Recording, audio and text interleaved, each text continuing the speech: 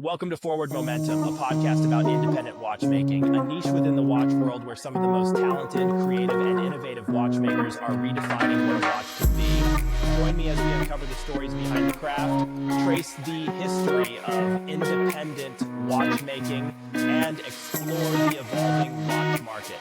You'll hear interviews with watchmakers, journalists, and collectors as we dive into this fascinating world and the watch collecting lifestyle. Welcome back to Forward Momentum. All right, what's happening, watch fans? It's Todd from Idea 33 coming to you with a recap of the Geneva watch auctions, kind of talking about what happened, what we saw. I am joined today by one of my great friends, Mr. Sequan Gottlieb. CQ, how are you? Doing well, Todd. Good to see you. Been a while. Good to see you, man. Yeah, likewise. We know each other from the back in the Watchbox days. Sure. And now you are out on your own with Gottlieb and Co. You want to give a little rundown about what you're up to right now? Sure. I'm just an independent advisor and consultant, helping clients curate their collections, hunt for watches, also working with brands as well, bridging them with clients, consulting with newer brands on how to break into the space and existing brands, helping them do events and unique experiences to tap into the collectors. Yeah, absolutely, man. Yeah, you know what? It's funny. I think the experience thing is something that's kind of been lost a little bit in the watch industry. I feel like when I got started, like events were sort of few and far between and felt really special. And now, because of the, I think, increase in interest in watches, the ability of everybody to travel, the events have just kind of lost some of that, like, special feel that they used to have. And I feel like the events that I really remember are the ones where it's like a single digit group of collectors, maybe like 10 people plus two representatives from the brand or smaller, just like that more intimate setting where you actually get to get hands on with the watches, ask technical questions, and have somebody there who can actually answer the technical questions rather than that like big setting that once was prevalent. I agree with you so much. Now today, and it's so funny because I was talking about with somebody else and it was like, what's the difference between a gathering and a party? And I think today there's a lot of parties targeted toward watch enthusiasts, but they're not necessarily the events that we're used to. Like you said, there was a little bit more intimate. 10 people, maybe 15-ish, but it'd be like a little bit of food, but you'd always have a brand expert there who give you the spiel, who do really just imbue the passion of that brand into you, and that you don't see as much anymore. I have a collectors group called CP Time, and that's one of the things that we have to balance, right? If it's over 30 people, it turns into a party because it's hard to get that one-on-one time with the brand, with the watches. Even at 30 people, it can be a little bit complicated, but you can manage that. But really, when you're 10, 15, you could really have a real moment with every person in the room. Every person in the room gets to touch the watches, feel the watches, ask any question they want without feeling a bunch of people around them judging them, or they might feel it might be a stupid question or something like that. So experience is one thing that, slowly, I'm trying to bring back a little bit. I was born in the Virgin Islands. My career started there as well. The Caribbean duty-free retail experience is such a different experience than what's happening in the mainland right now. So what I'm used to is like, even if you're buying a Tissot from me, you're getting like a bucket of Heineken and all these great things. People are clapping for you. Now, you want to buy a watch, you gotta do a backflip for the sales associate before they even put you on a wait list, much less give you a Yeah. watch. Yeah, for sure, man. Yeah, it's just, I don't know. Yeah, the retail experience is changing. Obviously, the market's in a very different place right now than it has been over the last couple of years. And I think auction results were a little bit telling in that direction. But also, like, I don't know about for you, but for me, looking at these auction catalogs, looking at the auctions now 10 days ago, or a week ago in Geneva, man, there was just so many lots. There was too much almost for sale. And especially in the independent watch sphere, the usuals were there, the usual suspects were there, Rolex, Patek, Vacheron, AP. But I really felt like the catalogs this time around actually felt like the auction houses were going back to their original kind of remit, which was like those more special pieces, special indies, a special Patek, special Rolex, not so much like mainstream hype watches of the moment. Yeah, I think, definitely in the past couple of years, auctions have tilted a little bit more towards that modern watch feel. And what I love is seeing Vintage Brigade doing super well. Yeah. all those great brands that you mentioned doing super duper well and being represented versus a bunch of modern Rolex you could pick up anywhere. Yeah. Interesting you bring up the Breguet because the Breguet 3350 tourbillon that Daniel Roth did for Breguet. There's one at Phillips that ended up going for like 95K US all in. I think that was a super strong result for that watch. I think that watch is beautiful. I love the engraving on the back. At 36 millimeters, it's way too small for me. Special. I've got a friend who has one, put it on my wrist. I've wanted one, but I just can't bring myself to do it because it looks like a child's watch on my wrist. It is small. It is very But small. it's special, man. I mean, you and I probably have the same size wrist or thereabouts, and it definitely feels like a special watch. But like Tale of Two Watches though, because I think there was one at Christie's, I want to say, or Sotheby's, and it went for like 35 or 40K. So Tale of Two Watches, Tale of Two auction houses. I definitely think, Phillips is the way to go if you're selling your vintage pieces. They just, for whatever reason, they know how to get the results you want to get. But I know people are hunting Breguet. I know client who flew from the Middle East in just to hunt Breguet all auction season long. So people are tracking the important ones. They're looking for Daniel Roth pieces where his fingerprints, his DNA is somewhat what a part of the watch, a part of that journey. But it is interesting that Phillips just manages to hit these numbers. And Christie's watching them back to back was insane. I managed to wake up early to see the tail end of Phillips the second day. Then the Monday for Christie's, I was up super early and I just watched the whole thing. Just energy in the room is different. It was night and day. It was night and day. The presentation was night and day, but also just the energy, the feeling, what pieces were going for. I felt that Christie's rushed some of the lots a little bit as well. And I don't know. It just, for me, if I had something very special, and for my clients, if they have something very special to sell, Phillips is definitely, they're just doing something a little bit special. But also, like you said, it's a tale of two places. And is it just the auction house, or what else is going on there that would make one piece do super well here and the next somebody can snag deals all day? It's very, I don't know the answer. Yeah, neither do I. It's really interesting though. Phillips feels like a place that has a lot of drama and like it's a production in a way. Like Yes, I love it.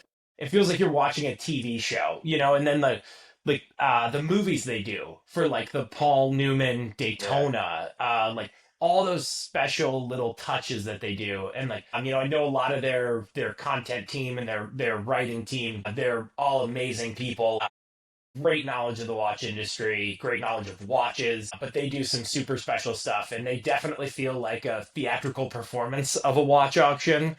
Yeah. And it definitely has a different energy, and you watch When I miss that. one, when I miss one, I feel like I missed a TV event, like I missed the Grammys. I'm like, I miss. I want to see Arl Box up there, man. Just he's Yeah, just over the, he's over there. He's speaking six languages on you, and you're like, come on, somebody give him the extra, And then, yeah, oh man, the best line was I forgot the lot, but the increments were in 100,000. And somebody wanted to maybe break it up to 50, and he said, "Sir, let's not be disrespectful now. Let's keep the yeah. bids respectful." I love it because I want you fighting for every dollar, man. And then I'll give you the higher fee because I don't know. It's a performance, like you said. Yeah, that was super cool to see, and I love watching when he goes back to the team on the phones. And you could see them just they're either fidgeting or they're giving him the like wait, wait, wait sign. Exactly. And it's just I don't know. I feel like that drama is imbued within Phillips, and it for some reason they've just kind of unlocked something that's different than every other auction house. And I feel like I write more about the Phillips lots because I feel like there's more interesting lots. There's more research to them, and they just do such a great job in presenting all of their lots. And I feel like, if you are a seller, it's where you go to try and maximize value. You have to. You just watching the two auctions back to back, you can just see. I know Dawson Christie. I love the team of Christie's, but just what they're doing there at Phillips, I think they understand the climate of what's going on, and like you don't need to buy at auction. A lot of people when they see me talk about auctions, they text me like, "Why are people even buying at auctions?" Right? So I think you have to give somebody a reason to sell a watch at auction and buy this watch at auction because the auction house is eating on both sides of the fence. So you have to really give people a reason to enter this marketplace unless, maybe they buy art or whatever, and I don't know how that works. But I think when you look at the Phillips, you say, all right, I don't mind setting my watch away for how many months until the show, because I know when it happens, they're gonna work very hard to get the most from my piece. Yeah, absolutely. Yeah, it's I was just thinking about this and thinking about like, not only the difference between the auctions, just kind of like general thoughts from what I saw at the auctions. One of the things that annoys me about every auction house is that they report everything with the buyer's premium. I actually think Christie's, if you go to the press section, you can get it broken out into the hammer price and the That's great. yeah, and the all in price, which I appreciate. But I really wish Phillips, if you're not watching Phillips live, you're not going to get those auction price. You're not going Yeah, to get the and hammer everything's prices. skewed. Yeah, or following people on Instagram who are posting each result, or the sort of bigger pieces in there. Uh, I think across the board, Jorn did very well. The market for Jorn still seems to be incredibly strong. I felt like indies are kind of piece dependent. Some went for like right at retail, some were well below retail. It seems like demand is all over the place. And then it seems like the smaller indies like Charles Frodsham, R.W. Smith, Dufour, and Daniel Roth are still winning the market, even though a lot of those prices are kind of off where they were a year ago.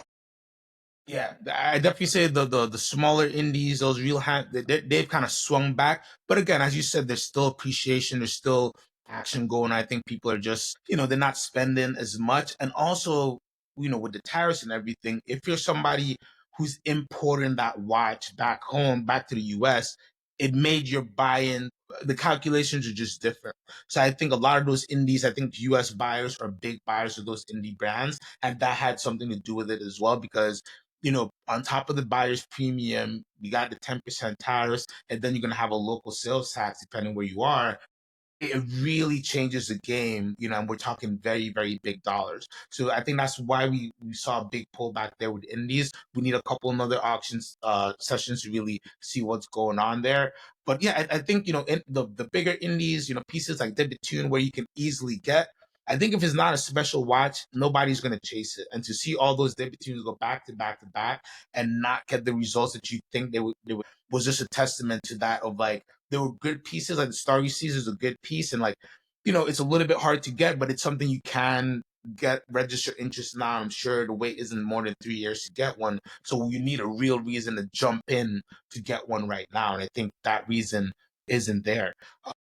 Born is still super duper strong. To see them, that person go after that Ruthenium set and make sure, tackled everyone, got the box too. That was really a nice one to see for Christie's. Christie's was looking soft, but again, people were there for what they wanted, and that was one that Ruthenium set showed. Um, One of the funniest things to me talking Jordan is the Brigade Sympathy clock that Yeah. he. I don't know how to feel. If it was me, I would do the same thing. But to send out an email to all your collectors who might bid on the watch to neg the piece and then nab it at auction, I thought was a very heady play. Yeah, totally. I heard from people on the ground in Switzerland, there was not a small amount of drama around that. Sure. Revolution put out the piece about that, the sympathetic clock, and Denny Flageolet's role in that. Denny, Jorn, and Vianney all work together at THA, and then Jorn puts out the email that says, "Hey, I'm not going to service this clock," and then Crazy. goes out and buys it himself. And I feel like everybody kind of knew that that was the play. Like when I saw that email, I was like, oh, okay. Like I know that they're going to be making a bid on this auction to go out or making a bid on this lot to get it for the museum. And I think that that's, it's cool that he has that in the museum now. I think it's cool that it's going to be on display for people to go see. A lot of these historical pieces, I feel like a lot of the pocket watches or clocks don't always get their due at auction, or don't get the sort of reverence they deserve at this point in time. And that used to be the whole point of auction houses, was that you could find these older pieces there. So happy to see that result for the clock. I think that's pretty cool. There was another Brigade clock that did very well as well. I think it went for 1.3 million, Yeah. and that was really nice to see. I don't know, man. I think Daniel Roth also had a pretty good showing across the board, Yes. not just the brigades that he was involved in. I think Daniel Roth is very strong. And do you think that's just because people are now starting to learn about Daniel Roth, or do you think it's part of the reboot of Daniel Roth? What's your thought? I think, with independents, especially the older independents, it really comes down to how collectible they are. That's probably not the right word, but like, what is the blueprint to collect the brand? I think one of the great things that happened to FP Journe was 1916. And not the fact that 1916 bought a bunch of FP Journe pieces, but they invested in the education of what FP Journe watches were, what eras you should collect. Then you had the FP Journe collection books that were made. That if you bought these books, you could figure out, ooh, I want to get brass movement pieces. I want to get this era. If I'm a big baller, I want to get subscription pieces. And this really gave people a blueprint of what to collect if you like certain things within Journe. I think that helped boosted the brand. With Daniel Roth, there's a similar thing, right? Where there's, a collected man. There's so many great deep articles showing you this is the era of Daniel Roth you should collect. You should not pass 1995. You should look for things that have numero, blah, blah, blah on the dial, because that's indicative of a Daniel Roth piece. So I think it's easier for people to collect the brand right now. And with the LVMH, your name on the dial. So I think LVMH is helping, but it's a very collectible brand in terms of like there's a lot of information out there and what you should be hunting for, what's good and what's bad. And when we look at neo vintage, I think that's the biggest hurdle, the information, what should I be collecting, what's valuable. And we see in so many things, you go like Universal Geneva, where it was hard to figure out what was made when, and a lot of great enthusiasts have put that information together. But still, once in a while, a watch pops up and you're like, I have no idea what this is. Is it real? Is it not? So I think it helps when you know for a fact this is what was made. Yeah, yeah, the scholarship has changed tremendously around watchmaking and not just modern independents. I think the early guys, Daniel Roth, Dufour, Sven Anderson, I think a lot of that story, that history is starting to come out now. THA, APRP, all those stories are starting to kind of come out now, and people are learning like this is really cool because it was early in the world of independent watchmaking, early in someone's career, and it kind of laid the foundation for the rest of this to happen. And Exactly.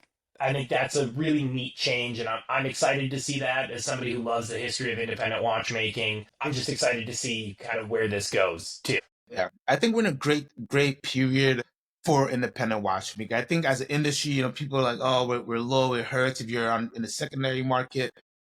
The volume maybe doesn't feel great, but if you love watches, if you really love this industry and you hope for this to be here for another 100 years, this moment is good because people have looked at indies. I never looked at indies before 2019. I've been in the industry since 2012. I never knew FP Journe. I never looked at a Moser. I never checked out of these things since 2018 and the market going crazy. Everybody's aware. There's so much great information, and now these little micro super young independent guys, Rajepi and the like, and so many others that we can name here, they're getting some light, they're getting a little bit of money there. Not all of them are doing the right things, but it's good to see those guys coming out because in my opinion, what has been lost, to go back with experience, is the brands no longer know who they're selling the watches to.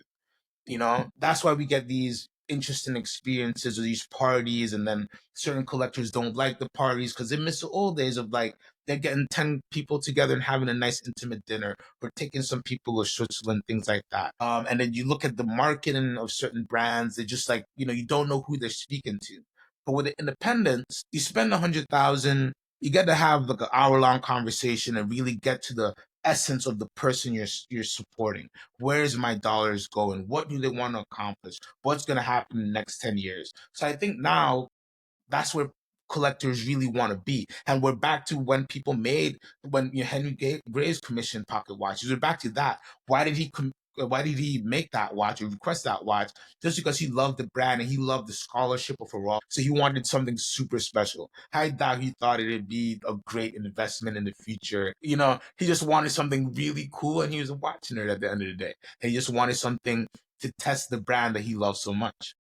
Totally. Yeah. And I think taking investment out of it, thinking about the things that you love, the history of watchmaking, and what it is that speaks to you from the history of watchmaking, I think that's easily reflected in the independent world. And then, especially across the sphere of newer indies who are doing everything from, simple three handers all the way up to, hyper complex complications, whether that's repeaters, whether that's just integrated movements with multiple complications. I think there's a lot on offer, and there's a lot of beautiful watchmaking occurring now, and I think it's kind of cool that we can tie in the history of watchmaking, the history of the bigger brands, the history of the heritage of Switzerland and watchmaking, tie all of it together and present it nicely within sort of one artist's work. I think about somebody like Vlad Nagalt, who worked for FP Journe, who's now owns Atelier Haute Complication, and that's his own business. And he did the day night dual time, which is an awesome watch. He's got some super cool stuff coming. And if you sit down with him, you can look at his CAD drawings. Like he'll walk you through everything and be like, okay, this is what I'm doing. This is how I figured this out. And like you sit with these watchmakers and you're kind of blown away by the ingenuity of the whole thing. And the fact that in a world of, like AI and smartphones and global connectivity, someone is still taking the time to do the math, to figure out the geometries, and the right sizing to make a complicated mechanical wristwatch. And it's just an incredible world to inhabit right now. I agree so much. The watchmakers like that you could just listen to them talk, and like there's a certain point that we could follow along, but then there's a certain they go on a hyperdrive and they go too deep, and like I'm Yeah. just not there yet. But I still just to see the passion and like what they're doing, and like when you ask them like, oh, so how did you make it? And so, well, I just made it from scratch. Always Andre Burke is a good friend of mine, and what he does and taught, self-taught, got a lathe, read the George Daniels book, and just said, "Well, I'll try," and like making constant force tourbillons now, from scratch, and it's amazing. And like I just love to see people who are chasing their passions, and like when you're spending your money, I think that's what it should go to. There are a lot of really amazing big brands, but today with the disconnecting experience, you just don't know where your 200 grand, your 300 grand is going, much less your 40 grand. And those brands now, you got to spend 300,000 to even get, an in-demand watch. So now you're spending $500,000 and you're just hoping to get a watch. You're hoping to get some chocolate. You're hoping to get an invite, but to get an invite, you got to spend 5 million or something like that, which sounds crazy, but it's the reality of it. But then some of these indies, man, you spend 40 40,000 on just to help them get their brand, their subscription series, and they will never ever forget you.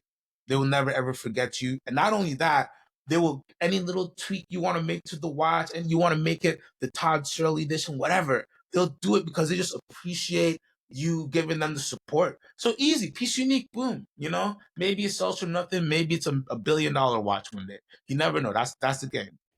Yeah, and I think it's taken the investment side out of it a little bit and just buying for love. And like you said that like the with the indies, that's where the passion is. And I think when you find somebody in the independent watchmaking world whose passion aligns with yours, or who you could sit down and have lunch with, and it's like instant friendship, you kind of feel like, okay, yeah, no problem. I want to support this watchmaker. And then there are other people who you're probably not going to get along with as well, maybe just like different personality types or different views on watchmaking. Just like buy where your energy kind of tells you to go in that space. I think rather than looking at it as like, oh, I got to get a Jordan now because Jordan's always going to constantly appreciate. There's so many great indies who've worked at Jorn or at Vacheron or at Patek or at Rolex who are now out on their own doing super cool stuff. And I think, there's a whole world out there and we're just starting to see that come to fruition. For sure, now that the visibility of those younger people are starting to come up, and then more younger people get into the trade. But I think it is such a great point. Like I love Jordan all day, one of my favorite brands, but like in reality, you're not getting anything anytime soon. Anything that you really really want, and you could get on a list. But there are a lot of brands you can invest in the next Jordan now. You have to take the investment side out of it, and I always say the people who have made the most on FP Jorans are the people who just bought it when they just loved watch. They loved his watches. They loved what he stood for. They loved the fact that he was doing gold movements and he was doing unique pieces. Those are the people who made hundreds of thousands of dollars in profits. The people who expected zero, who expected to maybe, there's so many people who bought the watch thinking they pass it down or whatever. And I'm just like, hey, you definitely could do that, but you could also buy the new house with, you spend 60 and I can give you 400,000 in profit on it. But you don't get that unless you buy super early because you really just bought something that you really love. The investment part of it is something that I don't know there's no way to take it out of the game, but it's very sad that it's creeped in because it really should be the last thing that you're thinking about, when you're buying a watch. If you're spending $100,000 on a watch and you got to think if it's an investment or not, it's probably too much of a watch for you to buy right now. You should probably be buying something 10, 20,000. A watch should purely be either you just love it, just makes you happy, or if you're into the science, the history of it, you just you want to do that. But you should have some deep down importance to you that you could, that deep down you don't care what the money is. But if you're spending so much where it's like, I need to know what my ROI on this. What are you gonna what do you think I'm gonna get back for in 6 months? Just don't buy it because nobody has a crystal ball. And we're seeing today everybody who thought they had a crystal ball, running from their clients because so much money has been lost. Yeah, absolutely, man. Which I think that kind of is a great segue into like Konstantin Chaykin and Simone Brett at Philips. We were talking about Simone before we started recording here. His subscription piece, the Chronomet Artisan, I think the price for the subscription was 68,000 Swiss francs. And that one hammered or sold all in for 203,000 Swiss francs. Insane. Crazy result for him. But you made the point. It's the first one that we've seen at auction. Yeah, it's the first one on auction. It's a prototype piece as well, I believe. And there's a lot of people who support that brand. So, we gotta wait for the second and third one to sell to really see the honest truth about it. But I think this is a great result, right? This is a great result for his first showing. Yeah, absolutely. I couldn't agree more. I think it's a great result for him. Konstantin Chaykin with the Fin King, Love it. 508,000 all in.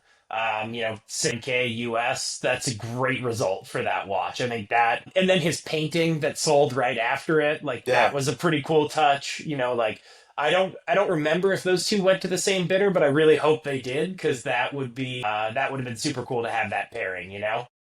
That's super fair. I just love the support that Chaikin's been getting, for the past, 4 or 5 years. I think with his the wrist monsters, I believe he's been doing very well, but also the cinema pieces and the Thin King, the support that a lot of enthusiasts and collectors are giving him. I love because again, this is a watchmaker who's truly making unique things with a unique essence and passion. So I love to see that that's being supported. And so who knows what he'll make next year?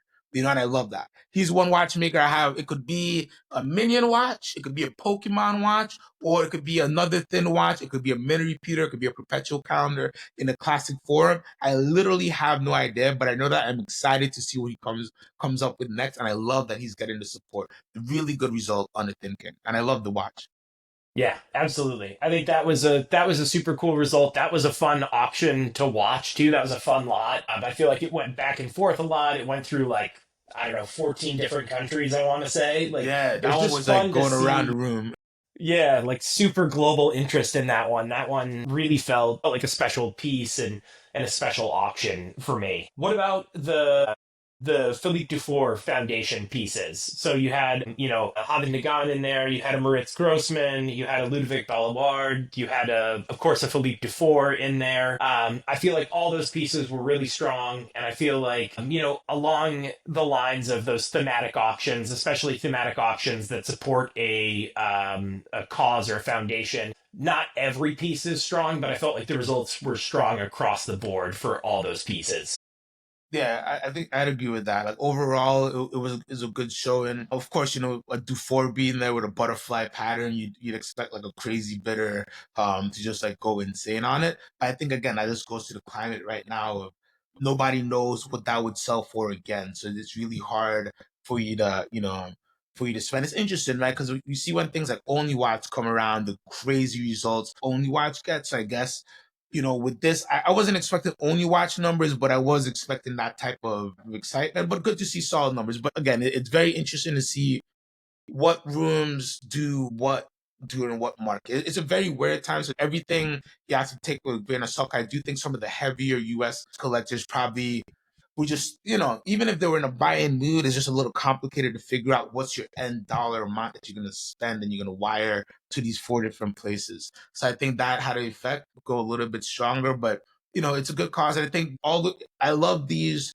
for independents because it gives them a chance to drop a piece unique, drop something special that just give you a nice umbrella lot, just to let everything else do a little bit better. Overall good, but it'd be interesting to see. Let's see what happens the next Only Watch if there is one. I want to see what happens there. Yeah, I'm curious to see what happens in Hong Kong this weekend too. See where everybody, yeah, like what everybody gets up to, what the lots are. I won't lie, I haven't spent any time digging into the auction catalogs and seeing what's coming in Hong Kong.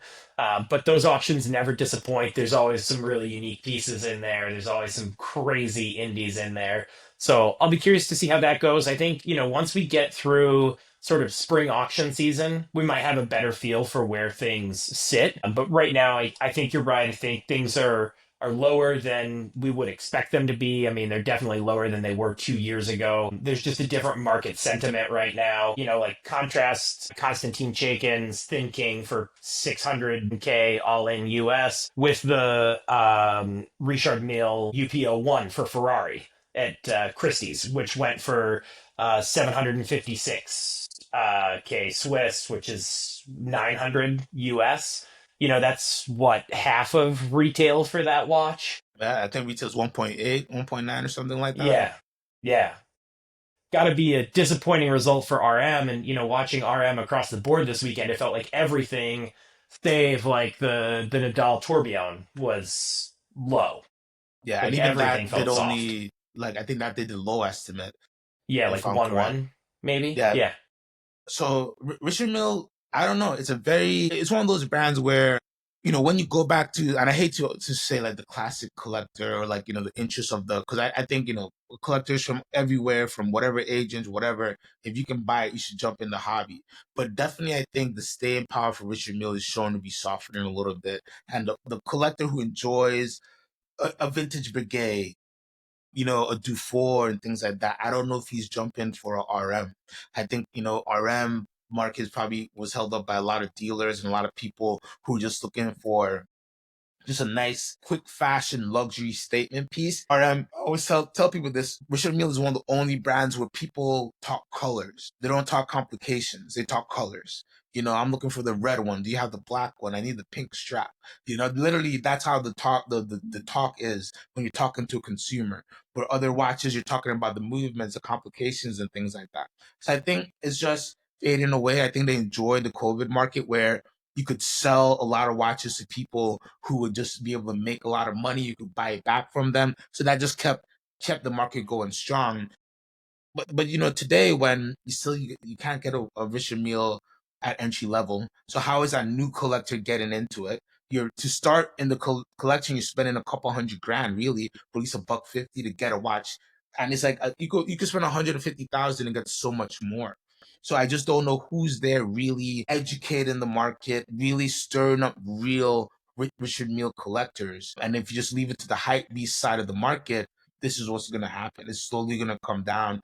That the UPO1, it's a cool watch, but they should have probably only made five of those watches. Who's really wearing those watches, right? They should have made five, and it's a cool watch. You get the record. You give one to a couple celebrities. You got four super hardcore RM guys who buy anything, they'll buy it, and you just move on to something else. But to make a bunch of them, 1.8 million for a watch is aesthetically not the most pleasing watch out there. You can say a lot of things about Bulgari, but when they make a super thin watch, aesthetically it looks cool. I feel like I want to break it because it's so thin, but aesthetically you jive with it a little bit more. So I don't. The RM market is one market like I always watch. I don't trade that much in it, to be honest with you, but it's one that I watch. I get asked about it a lot, and you can just see the cracks are showing. I just don't know where's the upward pressure coming from to really sustain that market.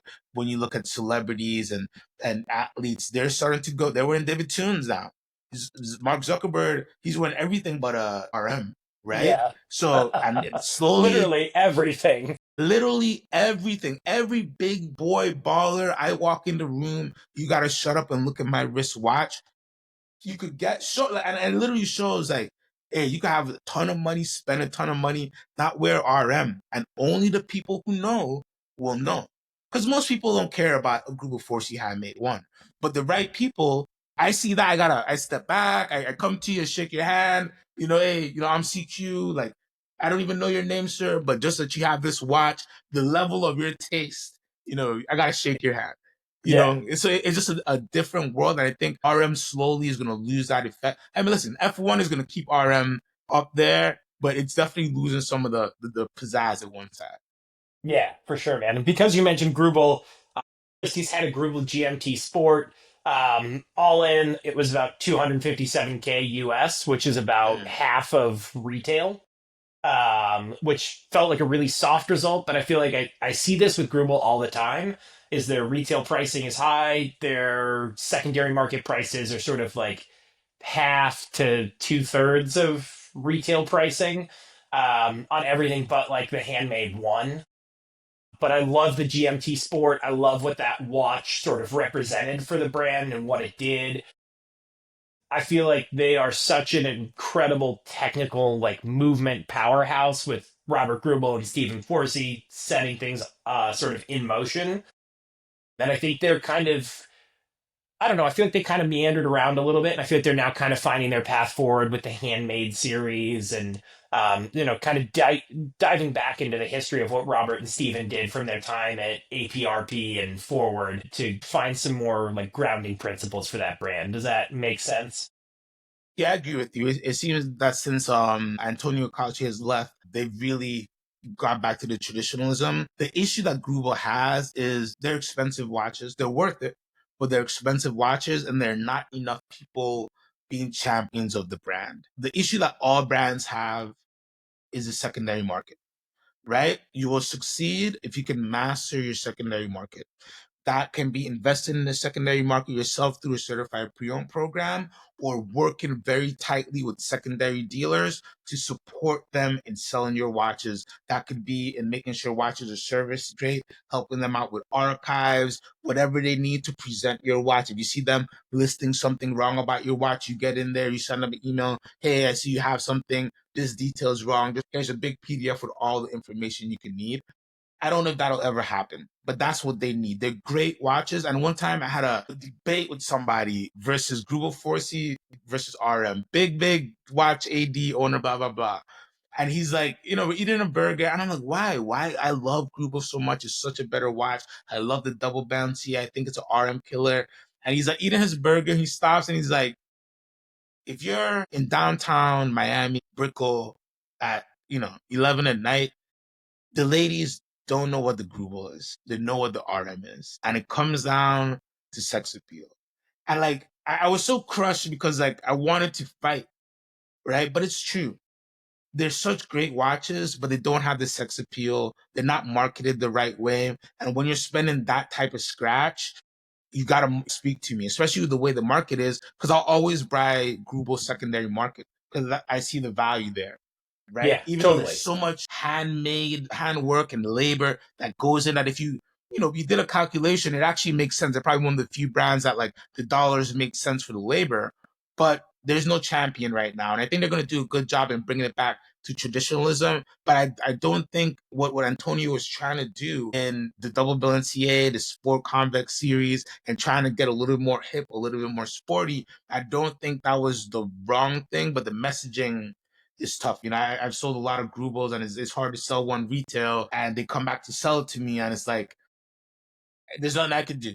There's nothing I could do but hit you for half just because the market isn't there. It's one of those brands. But I have hope, and I think if you get enough Zuckerbergs buying, then they're okay. They only make a few hundred watches a year. So that's the other great thing. They don't really need to sell 1,000 watches to do what they need to do. Yeah, absolutely, man. And that GMT Sport just feels like something special from them.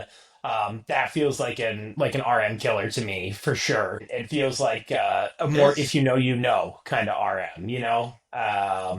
exactly. And I think with Michelle at the helm now, they're doing the right things, and I know they're working on another production facility to try and increase production here. So curious to see what they come out with and what they're working on going forward.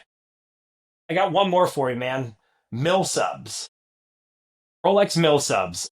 Okay, one for 330 Swiss, like 400K US, and one for what did the other one go for? Like 100 or like 220 or something. There were two mill subs at auction. I think the one that went higher was was an older model, vintage, had those great loom plots. Yeah, it looked really good. Yeah.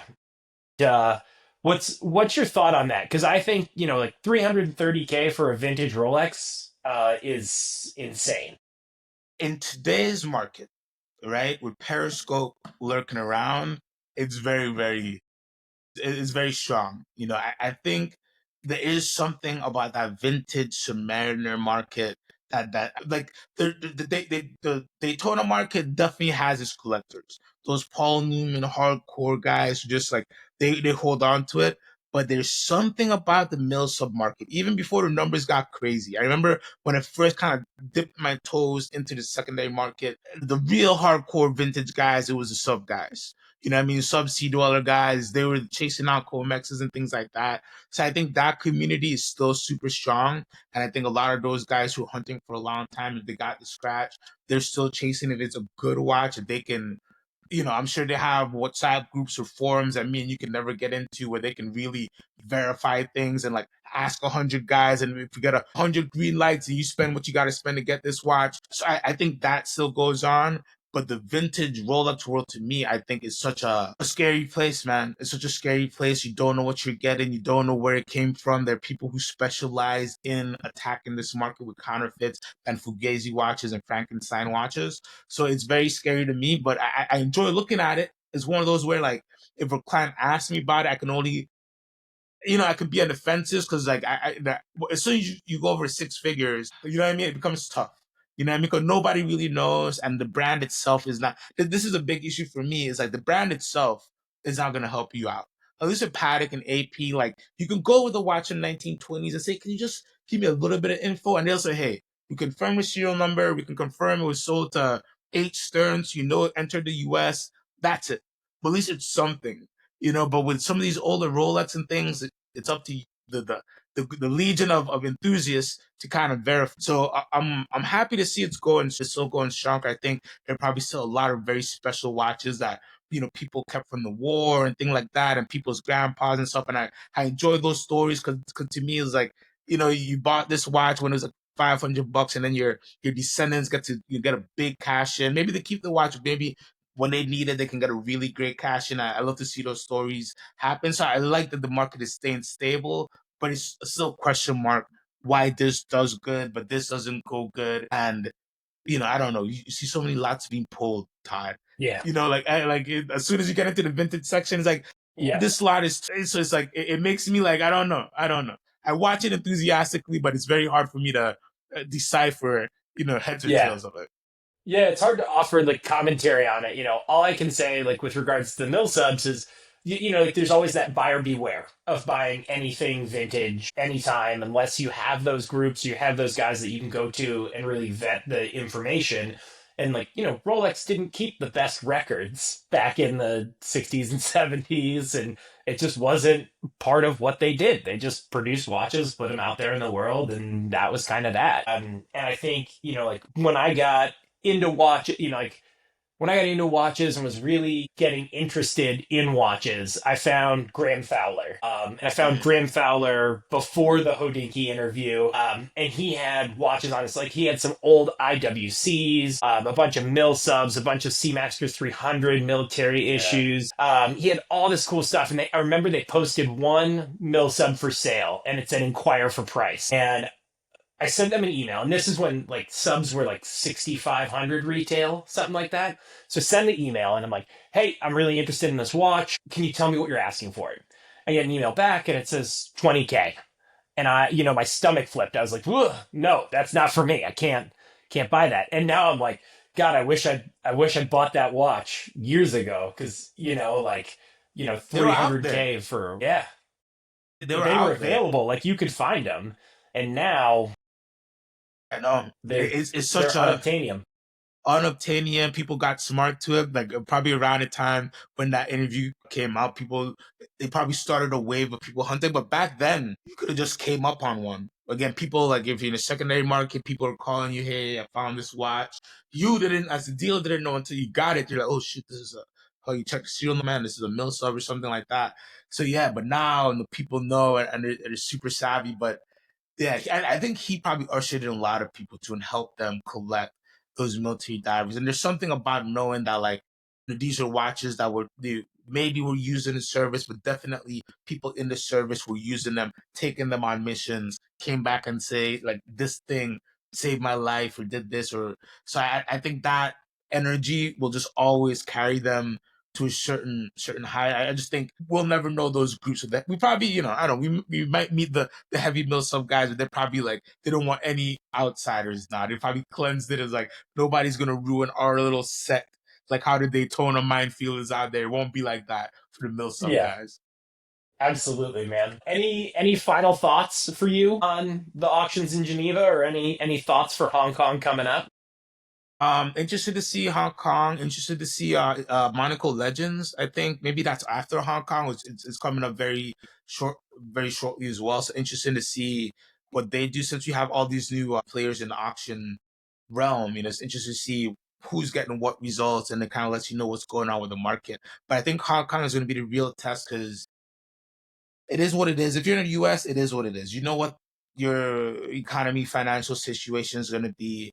So I think we're seeing US buyers, if they're buyers, are buying again. Now we're going to see what the market's going to really sustain. What dealers are going to, because a big thing is dealers. A lot of dealers buy from auctions. So I think a lot of them kind of were on the sidelines in the situation as well. So I'm excited to see where it lands. What I love to see, some more David Tunes in there just to see what's going on in that market. But all the small, those not small, not big indies as well. I think they're in a soft point. I think for enthusiasts, it's a great time to buy. I think there's some great value to scoop a lot of these brands up.